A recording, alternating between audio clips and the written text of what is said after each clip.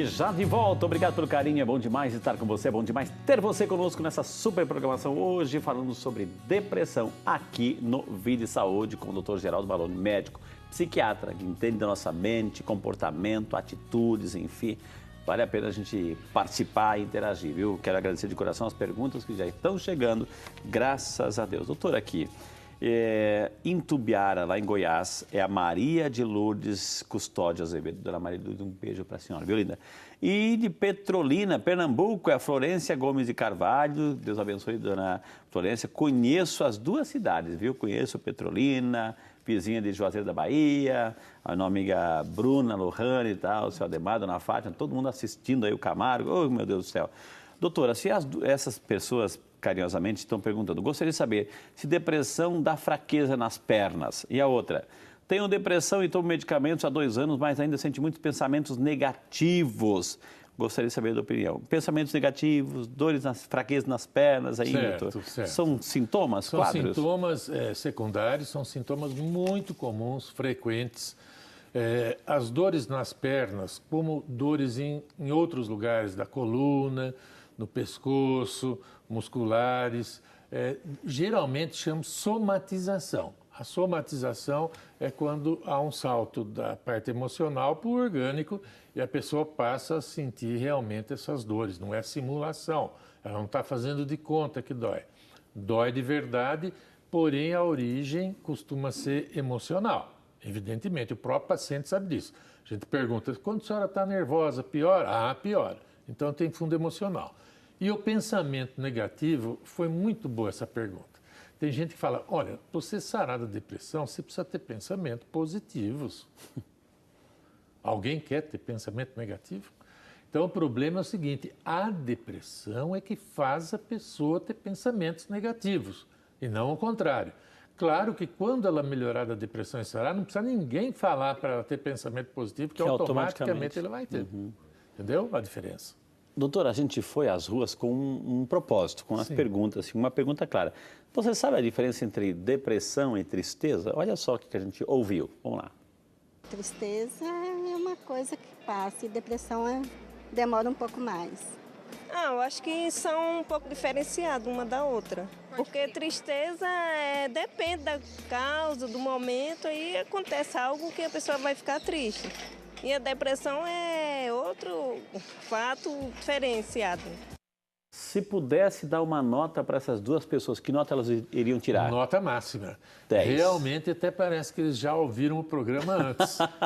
Mas na realidade é isso mesmo. A tristeza é uma reação emocional a alguma coisa. São várias emoções, né, que são reativas. A raiva, a tristeza, a alegria, enfim, são os sentimentos que o sujeito, que a pessoa, que desperta na pessoa em reação a alguma coisa acontecida no mundo externo, fora dela. E depressão não, depressão realmente um abaixamento, uma redução das energias emocionais que você precisa para o cotidiano seu, para o dia a dia. Por isso que muitas vezes na depressão a pessoa tem medo, a pessoa não quer sair, não quer ficar sozinha, toma banho com o banheiro com a porta aberta, porque vai passar mal lá dentro e ninguém pode acudir porque a porta está fechada. Então tem vários indícios de que a pessoa pode estar deprimida. Ô, doutor Geraldo, assim, a gente precisa de energia para viver, energia para se movimentar, energia, né? A depressão é como se tivesse alguém que a gente não sabe o que é, não sabe de onde está vindo, que está roubando essa energia da gente? Exatamente isso. A ideia que se tem é que houve uma perda de energia. Tanto é que muitas pessoas que começam ficando desanimadas, indispostas, começam até fazendo um exame de sangue para saber se não tem uma anemia. E não, é uma depressão que deixa esse estado difícil, tudo trabalhoso, tudo cansativo. Isso é mais ou menos a depressão. A nossa amiga dona Nadir Vieira Cordeiro, de Ibiúna, São Paulo. Dona Nadir, um beijo para ser o nome da minha mãe, viu? Está assistindo o programa aí. Beijo para a mãe. Ela não sente vontade de sair de casa para nada, doutor. Não tem prazer para festa, saio mesmo para trabalhar porque eu preciso. Isso pode ser o começo de uma depressão? Pergunta a nossa amiga Nadir Vieira, lá de Ibiúna, São Paulo, doutor. Então, esse já é um sintoma depressivo. Na realidade, eu falei e acabei não falando quais são os 3 sintomas básicos da depressão. Um deles eu falei, que é o desânimo, desinteresse, apatia, dificuldade para fazer as coisas, que é a perda de energia, que acabamos de dizer. O segundo é a perda de prazer com as coisas. É diferente. O prazer está relacionado ao interesse. Eu tenho interesse em comprar uma coisa bonita, eu tenho interesse em ouvir uma música, eu tenho interesse em ver um filme, ler um livro, comer uma comida gostosa, ir na casa de um amigo. Isso é interesse, é prazer. Então, é o segundo. E o último, o terceiro, é a autoestima baixa. A autoestima bastante baixa é um sintoma depressivo também. Então, energia, prazer, perda de energia, perda do prazer e a autoestima baixa. Exato. São onde básicos. Todos os outros vão encaixar ali. Exatamente. Né? Olha que interessante, assim. Doutor, assim, vamos voltar um pouco àquela pergunta que a gente fez. Por que no dicionário de depressão encontra-se a palavra suicídio? Então, reforçando só o que nós já dissemos antes mais de uma vez, entre a depressão leve, moderada e grave, na depressão grave pode haver a existência de ideias suicidas. Ideias suicidas é quando a pessoa realmente não vê, não sente, não percebe nenhuma solução para a sua angústia, para o seu sofrimento, para a sua dor, para a sua tristeza. Além de tudo isso, muitas vezes essa pessoa se sente culpada por alguma coisa que nem é tão proporcional assim. Com a depressão, inclusive, ela começa a revirar coisas da memória lá atrás. Há 10 anos atrás, eu dei um beijo numa pessoa e depois eu me arrependi. Pô, há 10 anos. E aí, na depressão, ela começa a lembrar daquilo, se sentir mais culpada. E mais culpada, ela acha que não é digna de viver. E não sendo digna de viver, enfim, há uma sucessão de pensamentos muito negativos que acabam evoluindo para o suicídio propriamente dito. Então, quando uma pessoa fala que já teve sentimentos suicidas, pensamentos suicidas, graças a Deus, a maioria acaba não se matando. Mas isso não autoriza a gente a negligenciar. Se alguém falar que tem uma ideia de suicídio, vamos dar a atenção que ela merece, porque pode ser que seja verdadeira essa ideia. Entendi. É um sinal? Ela vai dando sinal? Dá sinal. Ah, sim. 100% das pesquisas mostram que 100% dos suicidas, pelo menos para uma pessoa, avisaram que queriam se matar. Olha que interessante, viu, gente? Não vamos deixar chegar a isso. É por isso que, sim, que esses grupos de terapia, pedir ajuda na hora certa, aí entra também espiritualidade, entra, né? Como a fé, né? São elementos, instrumentos, né, doutor? Sim. Instrumentos para tentar superar, entender. O autoconhecimento nesse sentido também é importante, né, doutor? Claro. O autoconhecimento é o trabalho que a gente tem, às vezes, de conscientizar a pessoa da fisiologia psíquica, o que está acontecendo na cabeça dele, pelo menos para ele não se sentir culpado, porque no fim ele acaba se sentindo culpado até pela própria depressão, se não entender isso como uma doença. Então, Frei, é muito importante a pessoa ter uma consciência clara de que ele de onde ele veio e para onde ele vai. E é importante a gente entender que depressão é doença. É doença. É doença. Não é uma opção, não. Doutor, perguntas aqui, vamos lá para Virginópolis, Minas Gerais, é a Margarida Maria de Pinho. Dona Margarida, um beijo para a senhora, muito obrigado por estar conosco. Ela diz assim, tenho depressão há mais de 10 anos, sou muito apegada à família. Já tomo remédio e gostaria de saber por que não melhoro. Choro à toa, não tenho ânimo para nada, né? Ela disse assim, eu não tenho filho, mas choro à toa, sou apegada demais, isso é medo, é depressão, o que é? Pergunta ela aí, a Margarida, doutor. Então, eu digo o seguinte para a dona Margarida. Vamos imaginar que a personalidade de cada um de nós seja constituída por traços. Tem traço disso, traço daquilo. É como se fosse uma barra, um código de barras do supermercado. Parece de longe que todo mundo é igual. Mas a hora que passa na registradora, você vê que não é igual. É diferente um do outro. Aqueles são os traços da personalidade. A combinação desses traços individualiza que cada um de nós somos únicos, por causa dos traços de personalidade. Muito bem. essa nossa espectadora que falou que não vê graça em nada, chora à toa, não vai em festas, nada, é provável que ela tenha um traço na personalidade de melancolia.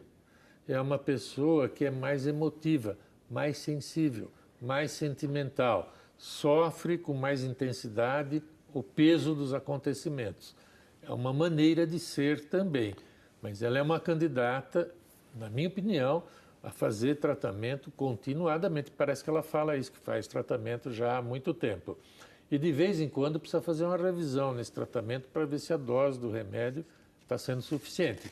Mas, de qualquer maneira, pelas características que ela disse, ela já tem uma personalidade mais melancólica, mais triste, mais sensível, mais sentimental. Nós vivemos, doutor, assim, num contexto de uma paura coletiva, de um medo coletivo, é a insegurança em relação à política, a insegurança à economia, à violência. Isso gera uma pressão interior, assim, um medo, um estresse emocional. Isso contribui, doutor? Indiretamente, ou às vezes até diretamente.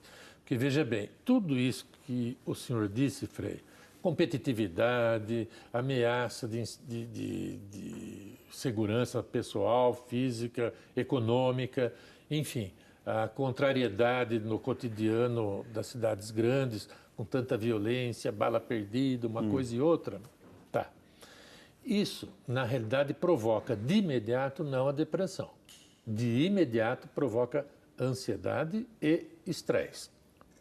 Só que a gente tem uma reserva que não é inesgotável. Então, se a pessoa estiver vivenciando com estresse continuadamente, ele se esgota. Por isso que tem o termo leigo, que fala esgotamento. O esgotamento é um termo leigo, mas fisiologicamente está correto. O que ele esgota, Frei? Ele esgota a capacidade de se adaptar ao cotidiano, ao feijão com arroz, ao trivial. Aí ele começa a ficar mais irritado, não tem paciência para nada, mais intolerante. Esse é o excesso de estresse ao longo do tempo. Logo em seguida, depois dessa fase de intolerância, irritabilidade, que é um acúmulo de estresse, aí ele entra em depressão. O esgotamento termina com depressão. Entendi. Então, a depressão é sim consequência disso, mas é uma consequência indireta. Antes de chegar na depressão, ele foi por tudo isso. E é justamente assim a Dulcicleide dos Santos, de Recife, né? Está acompanhando o programa, obrigado, Ana Dulcicleide. Ela diz que toma medicamento, ela até cita aqui Exilex, há 2 anos. Gostaria de saber se há algum outro medicamento que possa tomar para ajudar na ansiedade, no estresse e na depressão. Normalmente, quando os antidepressivos são dados na dose certa e no tipo certo, eles automaticamente acabam fazendo o efeito anti-ansiedade. Só precisa conferir a dose do medicamento. Não basta tomar o medicamento. Tem que ser o medicamento na dose certa. Agora, para um efeito mais imediato assim, vamos supor, você está muito ansioso, querendo ter uma crise de pânico, por exemplo, aí tem o remédio que é um tranquilizante, um ansiolítico, que a gente chama, que faz efeito imediato. Então, corta a crise de pânico. Esse efeito imediato, ele é transitório. Daqui a pouco, ou ele toma um outro ansiolítico, ou até o antidepressivo fazer um efeito melhor para ele não ter mais aquela ansiedade. Então, tem um efeito imediato. Por isso que quem tem pânico, muitas vezes, anda com a cartelinha do medicamento ansiolítico no porta-luvas do carro, na bolsa, na mesa, no trabalho, porque está sujeito a ter uma crise de pânico, ele vai lá e toma um remedinho. Ô, doutor Geraldo, existe depressão infantil? Por quê? Porque nosso amigo Adilson Costa Souza Abreu, de Euclides da Cunha, na Bahia, obrigado, senhor Adilson, ele falou assim, desde os 7 anos eu tenho depressão. Tomo um remédio todos os dias, desde os 7 anos, não sei a idade dele agora, mas assim, para escrever, certamente é uma pessoa já adulta. Desde os 7 anos tomo depressão. Existe depressão infantil já com medicamento, doutor? É o Adilson, Existe, né? Sim. É um erro pensar que criança não tem depressão porque criança não tem problemas, como se diz aí, né? Não, criança tem sim depressão. Eu tenho já vários clientes com 6 anos de idade, um pouco mais, um pouco menos. Ele é de 60, doutor, então é uma pessoa já Tem alguns quilômetros vividos já, né? Então você vê quanto tempo que ele teve a depressão dele. Então, depressão infantil, a única coisa que vale a pena ressaltar aqui é que os sintomas são completamente diferentes do de adulto. A depressão infantil se caracteriza por baixo rendimento escolar, se caracteriza por desatenção, tiques nervosos, medo, dormir com a luz acesa, correr para a cama dos pais, e timidez, acanhamento diante dos coleguinhas. Tem um conjunto de sintomas que não sugere nada de depressão para quem não entende, mas na realidade é uma criança depressiva, uma criança deprimida. Alguns quadros de déficit de atenção com hiperatividade são também tratados com antidepressivo, porque pode ser uma depressão atípica que se manifesta com agitação e inquietação. Olha que interessante, viu? A Conceição Lucinda da Silva Viana, de Tremembé, São Paulo, está preocupada aqui, doutor. Ela toma Rivotril, né? Ela toma Rivotril, que é um antiansiolítico para dormir. Tem dificuldade de insônia, talvez.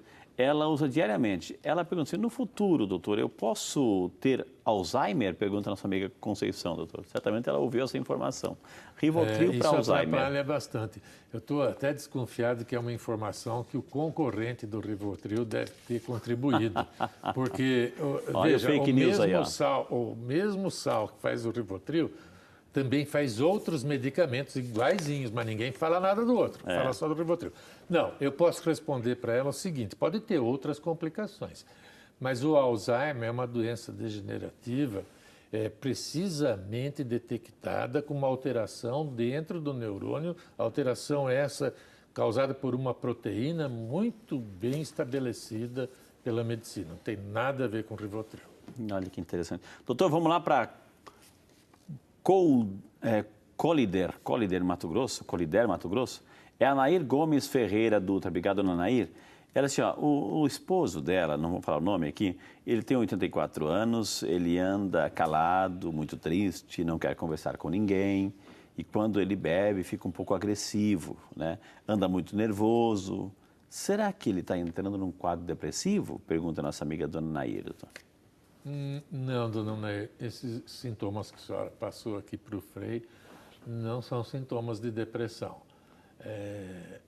Mas eu vou aproveitar a sua pergunta, que pode ser de interesse para muita gente, dona Nair. Há pessoas que quando bebem, e às vezes não precisa nem ser muita bebida, é pouca, ficam extremamente irritados, muitas vezes explosivos e agressivos. Muitas vezes ainda, não sempre, mas algumas vezes, não se lembra nem direito do que foi que fez durante a crise de agressividade e de irritabilidade. Essas pessoas não podem beber, nem pouquinho. Então, é muito chato falar isso, porque a aspiração que as pessoas têm é de democrático. Se ele bebe, eu também bebo. Se ele pode beber, eu também posso. Mas a ciência, a medicina, não é tão democrática. Tem gente que pode, tem gente que não pode. Esses que têm esse quadro, que eu chamo de embriaguez patológica, porque há uma alteração muito grande na personalidade da pessoa, a ponto de ficar muito agressivo, realmente, essas pessoas não devem beber. Então, acredito que tenha sido bem útil para a senhora essa informação e muita gente que está ouvindo, porque esse quadro é responsável pela dissolução de muitos lares. A gente viu no início, casou pela segunda vez, terceiro casamento, filho, ou seja, também são sintomas de tudo isso, né, doutor? Por isso que é importante a parte psiquiátrica, o conforto emocional, a qualidade de vida emocional é muito importante. Muitas vezes você não quer se tratar, mas você tem que se tratar não só por você, mas pelas pessoas que te amam, a quem você ama também, porque melhorando o seu estado de ânimo, o seu estado emocional, sua qualidade de vida emocional, seu humor, isso pode ser benéfico para todo mundo que está perto. Exato. Né? Gente, quantas informações, olha, várias perguntas estão chegando, mas ainda acho que vai dar tempo de responder a sua. Vou chamar mais um intervalo, na sequência muito mais informações para você. Hoje o assunto depressão, com essa fera aqui, doutor Geraldo Baroni. A gente volta já só para você.